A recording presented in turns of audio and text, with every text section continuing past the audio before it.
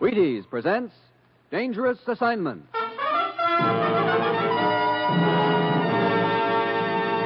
On stage tonight from Hollywood, Dangerous Assignment, another in the Wheaties' big parade of exciting half-hour presentations.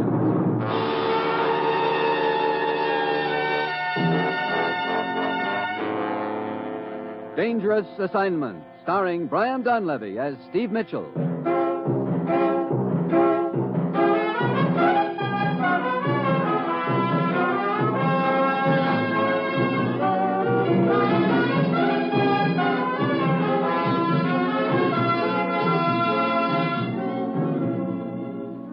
Yeah, danger is my assignment.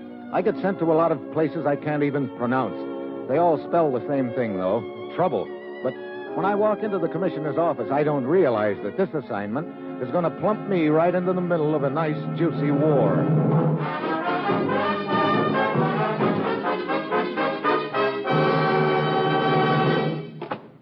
Morning, Commissioner. Oh, Steve.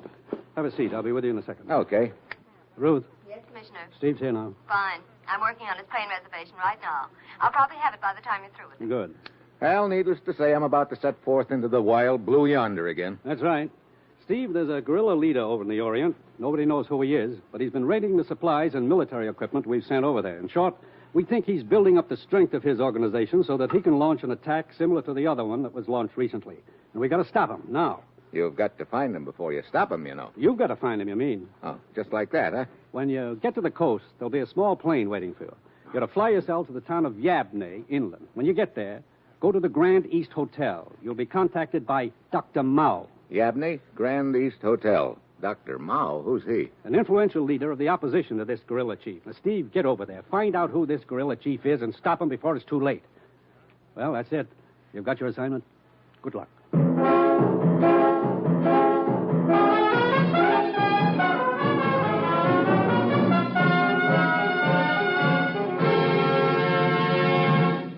Yeah. Dangerous Assignment will continue in a moment. Now, here is the Wheaties man, Frank Martin. Wake up tomorrow morning and listen, family. Reach for the Wheaties. Tuck yourself around a bowl of Wheaties at 7 a.m. and see if you don't feel the pleasant difference all morning long. Crisp? My goodness, crisp as a sunny morning. Good? You bet they're good. There's sound, rich, whole wheat goodness to them. And what they do for you. Listen. There's a whole kernel of wheat in every Wheaties flake. That's how Wheaties can give you so much. Whole wheat vitamins and minerals to help you sail through the morning like a breeze. Drive a cultivator, clean the house, or pound a typewriter. Wherever you are, whatever you do, have a bowl of milk and fruit and Wheaties in the morning. And see how good you can feel all morning long. Try it. See how Wheaties at 7 can help at 11.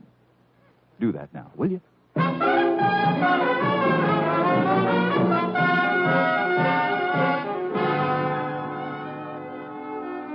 Sure. I've got my assignment. A breeze. Just a simple matter of flying to the Orient, finding a guerrilla leader that no one's ever seen, and stopping a war before it starts. Well, it's Friday when I get to the coast. A small plane is waiting for me, and I fly it to Yabney in the interior. On the way to the hotel, I spot two characters following me. I check in, go up to my room, and already I've got company. Forgive us our intrusion, Mr. Mitchell. Well, I didn't know I was holding open house. Who are you? Oh, permit me. I am Dr. Mao, and this is Colonel Diane. Oh, you're the man that was to contact me. Yes. Well, what's the setup, gentlemen? Precarious one, Mr. Mitchell. The guerrilla leader we are after is clever and diabolical. He seems to have very accurate sources of information. His raids are well-timed and well-organized. Then he and his men vanish without a trace. Mr. Mitchell, you must be tired from your trip. I suggest you rest this afternoon and come to my house for dinner this evening. We can discuss the matter further. And in the meantime, Mr. Mitchell, a word of advice, if you will permit. Sure. What's on your mind, Colonel Diane? This guerrilla chief has informants everywhere. Even now, your presence and the purpose of your visit may be known to him. I advise you to be ever alert as to your own safety. I am sure you realize you would be no good to us dead.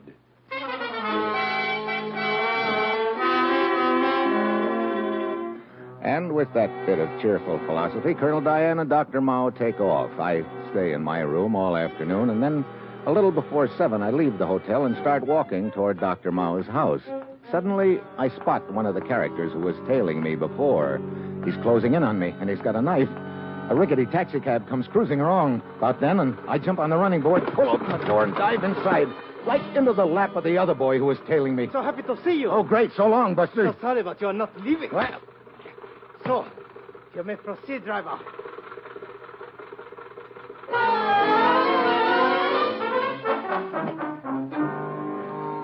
when I come out of it, I'm lying on a couch in some sort of a mansion. There's a scent of jasmine in the air and a thin thread of music. The guy who conked me is standing at the door, and sitting across from me is a woman who's a dead ringer for the Dragon Lady. Sin, Yes, honored madam. you may leave the room, but stay by the door. Yes, honored madam. Who are you? I am called Madame Tia. The situation is that you and I, as you might put it, are on the opposite sides of the fence. Oh, Do I make myself clear? I think so. It is known that you have been expected. And now that you are here, let me make it very clear to you that you will not be able to carry out your assignment. I see. You have two choices. Oh, that's nice to know. What are they? You may leave at once and return to your country. I take it that's choice number 1. And if I don't?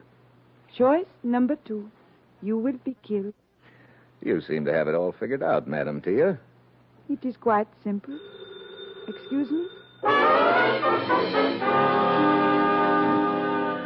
She picks up the phone and listens for a second and then does a big take. She looks like she's pretty absorbed in the conversation, and I know this is my only chance. She doesn't see me edging towards the window, but just as I get there, the door opens and her stewed Sin comes in. Stop! Stop! Stop it! Stop shooting! Stop it, fool! As I tail it away from there, I'm wondering why Madam Tia told Sin to stop shooting. It doesn't make sense. I head for Dr. Mao's house. He and Colonel Diane are waiting.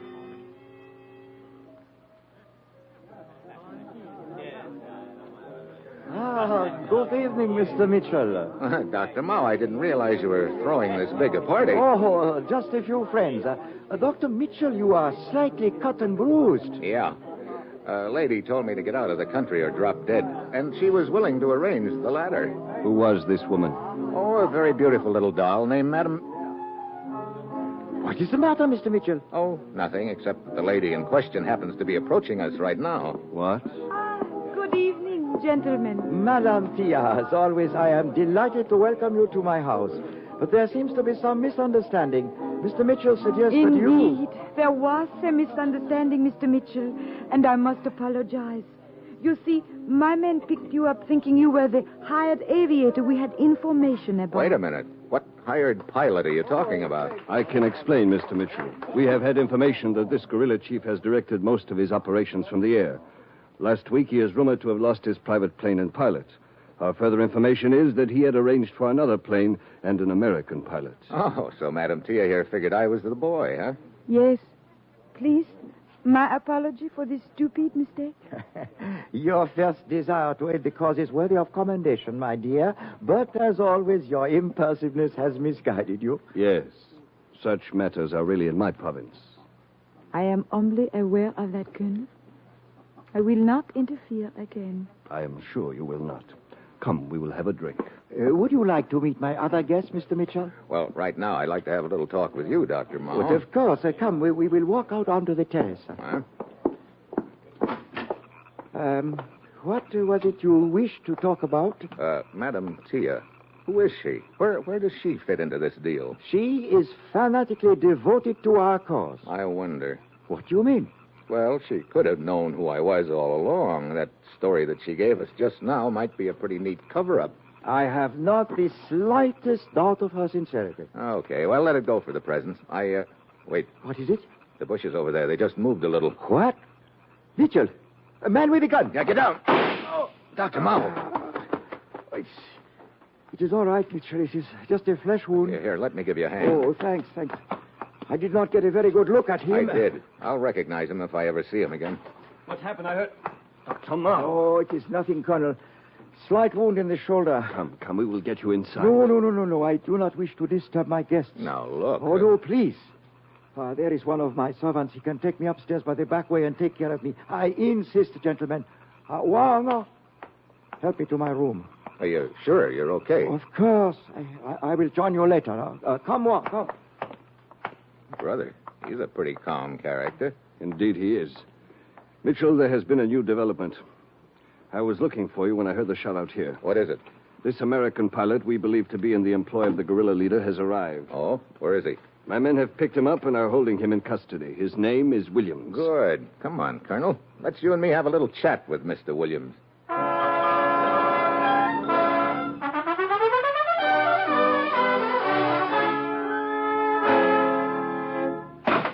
Now look, you two.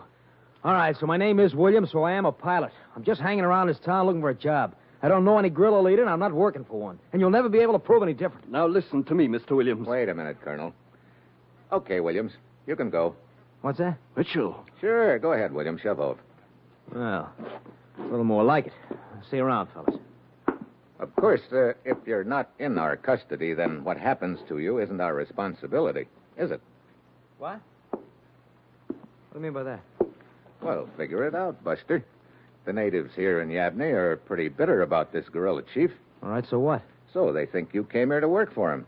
I wouldn't be at all surprised if they felt like taking justice into their own hands. Look, what are you trying to say? Oh, nothing. Go ahead. Walk out of here. You might get a block away. You might even get 2 blocks away. Oh, I get it. All right. I'm not going to make any clay pigeon out of myself for anybody. What's the deal? Safe conduct out of here for you if you tell us who this guerrilla chief is. I don't know. Now, look. I'm telling you the truth. I've never seen him. He's never seen me. I got word he needed a boy. I let it be known I was interested. How did you intend to contact him? I was told to go to a little flower stand down the street and buy 5 gardenias. They take it from there. I see. Okay, Colonel, I'm through with him. Guards, take him away. All right, now look. Don't forget that safe conduct you promised me. We won't. Look, we know how Williams was supposed to contact this guy, and we also know that this guy has never seen Williams. So? Colonel, I've got me an idea. A little wild, maybe, but it could work, and it's our only chance. We're going to send another pilot in Williams' place. Another pilot? Who? You're looking at him, Colonel.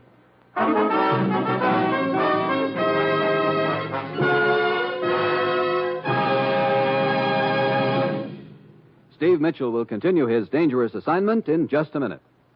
And now, my friends, I'd like you to hear from a famous young man known for his pitching arm, and known, too, for the fact that Wheaties make his favorite training dish. And believe me, training is mighty important for this young man. Ask him a question, will you, Ed Prentice? Now, young man, will you tell us what you do for a living? I pitch. You what? Pitch. You know, baseball. We have a baseball team, you have to have a pitcher. I'm a pitcher. I pitch. Oh, yes, I see. And are you on a team? Yes, sir. I'm on the Cleveland Indians. Cleveland Indians, What is your name, young man? I'm Bob Feller. And you know it as well as I do, Ed. Sure I do, Bob. It's good to see you. This makes your 14th season playing with the Indians, doesn't it? Yep, Ed. 14 years. Well, tell me, Bob, how long you been eating Wheaties? Oh, about 20 years, give or take a couple. You mean you started eating Wheaties before you started playing ball? Why, of course. What's so strange about that? Most people start eating Wheaties before they get to playing ball. In fact, most people never start playing baseball. You don't have to be a ball player to enjoy the lift you get from Wheaties with milk and fruit. You're right as rain, Bob. No champ ever said a truer word about Wheaties, breakfast of champions. Whether you pitch baseballs for a living, or drive a bus, or keep house, or lay bricks, you can use Wheaties, too. Breakfast of champions. Have some.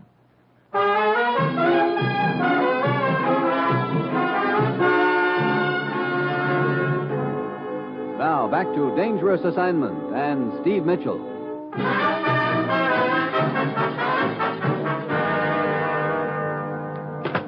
Hey, you told me you wanted to see me here in your office, Colonel. Yes, Mr. Mitchell, please have a seat. We are going to plan a campaign. Oh? And for the first time, I think we will have the jump on our friend, the guerrilla leader. We are sending a shipment of military supplies into the interior the day after tomorrow, and I have reason to believe the guerrillas have learned of it and now plan to raid this shipment. I see. And we're going to give them a little surprise party, huh? With your help. Now, observe this map, please. Here is our city of Yabney. The Rouge River, as you can see, winds inland from here. Oh, and this is a railroad running parallel to the river, huh? Correct. And these military supplies are going to be on that train? That was the original plan, and that is what we believe the guerrillas think. Actually, we have secretly arranged to ship the supplies by barges up the river. On the train will be my troops, fully prepared for action. Good. Looks like these guerrillas are going to stick their head into a meat grinder. We sincerely hope so. Any idea where their attack will take place, Colonel? I know where the most logical point is. Impress this area of the map thoroughly on your mind, Mr. Mitchell. At this point, the railroad crosses the river. We will call it Bridge A. The river forms a horseshoe and widens out into a lake. There are high cliffs on one side. Then the railroad recrosses the river up here, Bridge B. I believe the attack will take place either at Bridge A or Bridge B. And your troops will be ready for trouble at either point? Yes. And now we come to the part you will play in this operation, Mr. Mitchell, the most important part. What's that? At the time of the raid, you will probably be up in a plane with him somewhere over this horseshoe area. I hope so. And he won't be able to issue many orders with my hand over his mouth. That is exactly the point. If you wish to communicate with me, do so on 3570 kilocycles. And one thing more. This leader must not escape from you. Colonel, I am so sorry. I did not know you were occupied. It's quite all right, my dear. Madam Tia? What's on your mind, my dear? It was just that I have thought of a plan by which How many we might... times have I told you must leave the planning to Dr. Mao and myself? As a matter of fact, Mitchell and I are even now putting a plan into operation by which we feel confident the guerrilla leader will be captured. Oh, I am so happy to hear that. What is this plan? Well, in short, we plan to put... Colonel, there's not much use in talking about a plan until it works, is there? Perhaps you are right. Anyway, I'm sure that Madam Tia is more interested in the results rather than the manner in which they're obtained. Yes, of course. Well, I better be on my way. Be very careful, Mitchell. Don't worry. My every wish for your success, Mr. Mitchell. And please be assured of my undying gratitude. That might be an interesting topic of conversation when we get together again, Madam Tia. Yes. I hope it will not be long before we do. Well, you never can tell. See you later, I hope.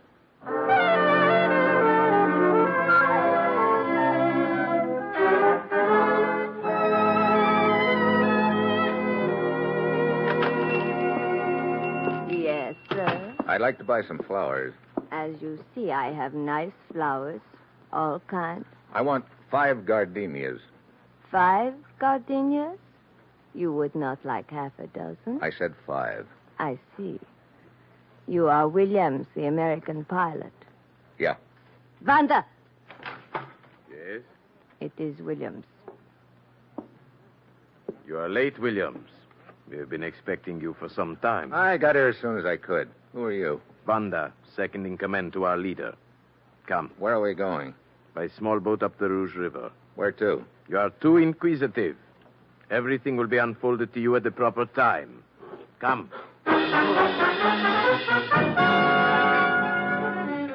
Banda and I head up the river. 3 hours later, we turn into a cove. There's a small freighter hidden there, and a seaplane is hoisted out of the hold. We climb in it and take off. Half an hour later, Banda points down. We're right over the same horseshoe in the river that Colonel Diane had pointed out to me on the map. I bring the plane down and land it on the lake.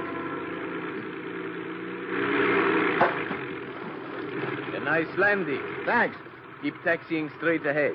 Straight ahead, we're heading right for that cliff. Do as you are told. Now, look. Hey, the side of the cliff is moving. Yes. As you see, the cliff is not as solid as it looks. Well, what do you know? A king-size swinging door. Yes, it is an entrance to a large cave. We can taxi the plane right in. So, this is headquarters, huh? This is headquarters.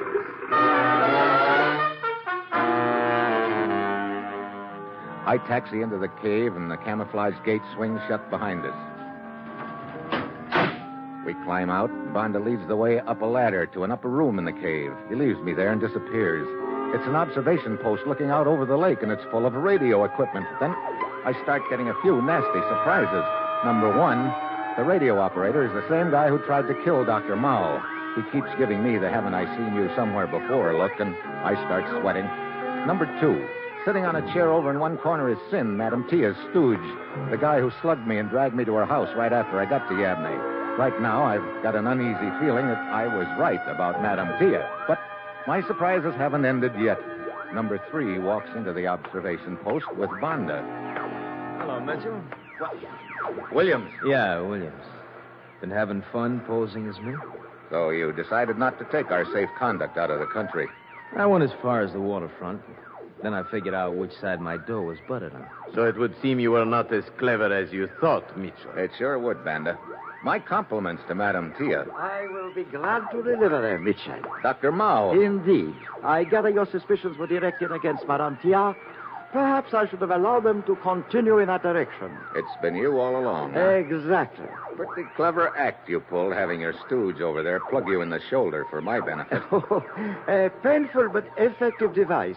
I have used it before and may have to again. And Madame Tia's boy over there is really working for you, huh? Oh, no. If you had looked more closely, you would have seen that his hands are tied behind him. Sin has certain information which he will reveal to me in good time. Barges in sight of first bridge. Barges in sight of first bridge. There is the radio signal we have been waiting for. Come, Williams. We'll take off at once. The barges? Yes, indeed, Mr. Mitchell. I am completely aware of Colonel Diane's little scheme. I know the supplies I want are on the barges instead of on the train, and my plan has been set accordingly. Great. I must take my leave now, but as you can see, the radio operator is armed, so it would be foolish to attempt an escape before I return. And, anyway, I wish to grant you the pleasure of witnessing my complete victory before you die.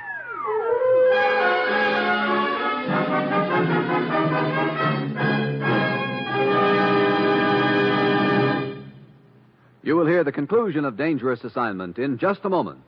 First, here is the Wheaties man, Frank Martin. You know, every morning in my house, everybody has to get up. How about you folks? You have to get up too? Well, do what we do. Get up to Wheaties. They can help make the whole morning look a lot brighter at the breakfast table. As pleasant a way to meet the world as any I know of. Plus, listen, there's a whole kernel of wheat in every Wheaties flake. That's why they give you wonderful, wonderful nourishment. Every Wheaties flake gives the family natural whole wheat vitamins and minerals and whole wheat energy. All things that can make a whale of a big difference the whole morning long. You try it and see what a difference it makes. Breakfast of Champions with milk and fruit. Tomorrow morning, next morning, see how Wheaties at 7 can help at 11. You do that now, huh?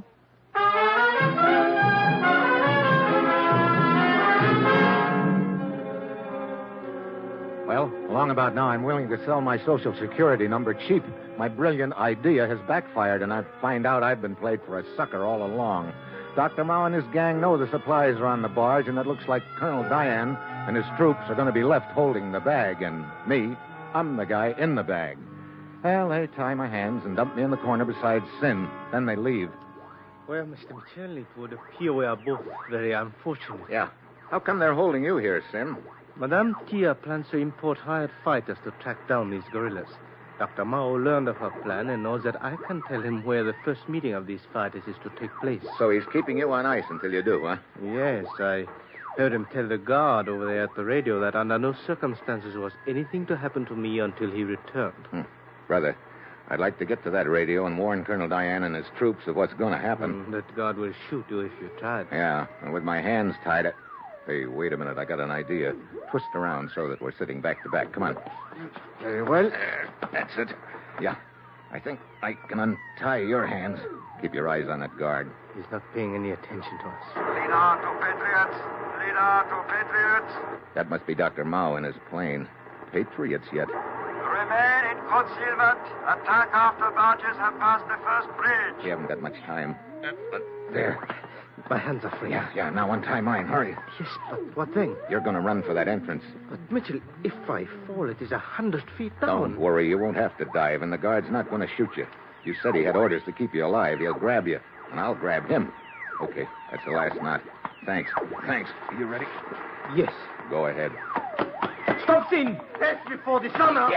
Get back! Mitchell! That's right, Buster. Oh! Good work, Sin. Now I've got to get through to Colonel Diane. Do you know the right frequency? Yeah. He said he'd be guarding 3570 kilocycles on the train. Here we are. Steve Mitchell to Colonel Diane. Steve Mitchell to Colonel Diane. Over. Diane to Mitchell. Are you in the plane? I can see you circling. Over. Mitchell to Diane, I'm in a cave on the side of a cliff overlooking the lake. Get this. Dr. Mao's the leader. He and his boys know the supplies are in the barges, not on the train. Over. Diane to Mitchell. Repeat name of guerrilla leader. Over. You heard me right. It's Dr. Mao. Where are you and your troops now? Our train is just crossing the first bridge. Good. Maybe there's still time. Look, the guerrillas will probably attack the barges in small boats. Unload half your troops at the bridge you're on now. Take the other half up to the upper bridge. We may be able to bottle the guerrillas up in between. Over.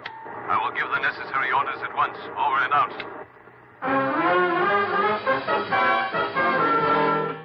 It's a race against time now. I tune back to the guerrillas' radio frequency, grab a pair of binoculars, and go to the entrance to the cave. The minutes drag by. Dr. Mao's plane is circling over the lake. Suddenly, in the distance, I can see the line of barges passing under the first bridge. If Diane's men aren't in position by now, we're cooked. The barges inch out into the lake. Attack! Attack! Dr. Mao's orders come over the radio. Small boats start out from the shore and head for the barges, and it looks like he's won. Then I can hear machine guns. They're shooting from the lower bridge. Colonel Diane's troops, and they're blasting the guerrilla boats right out of the water. Retreat up the river! Retreat up the river! The boats start streaking up the river. I'm just hoping Colonel Diane's ready to close the trap on them. Mitchell, look. Dr. Mao's plane is landing in front of the cave. Yeah, he's heading here for cover. We'll try to give him a good reception. The guerrilla boats are almost to the upper bridge. Yep. If they get past us, we'll lose them. They are passing under it now. They will escape.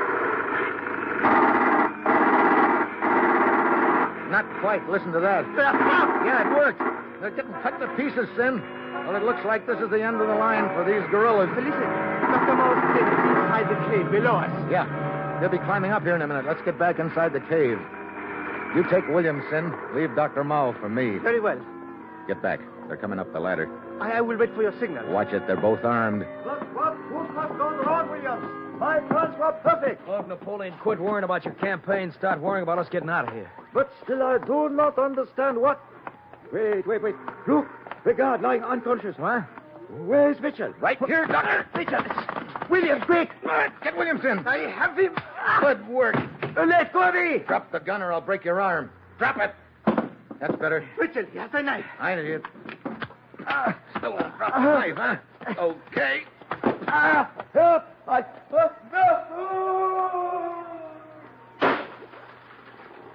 Mitchell. Right on top of his own plane. One might observe that such an ending is most fitting for Dr. Mao. Yeah. In the old days, they used to fall on their sword. Now they fall on their plane. That's what you call progress, Sin.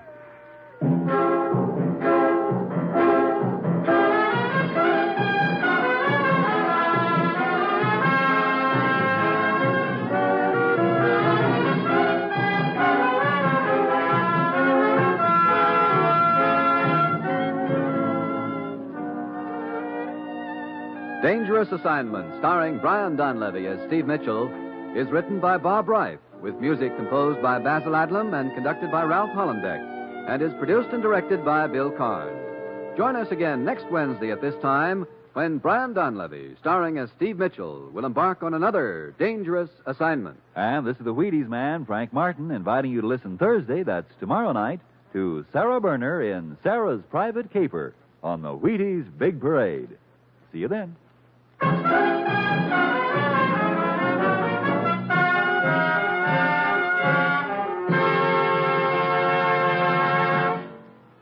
Dangerous Assignment comes to you from Hollywood. Next, The Falcon, one of 4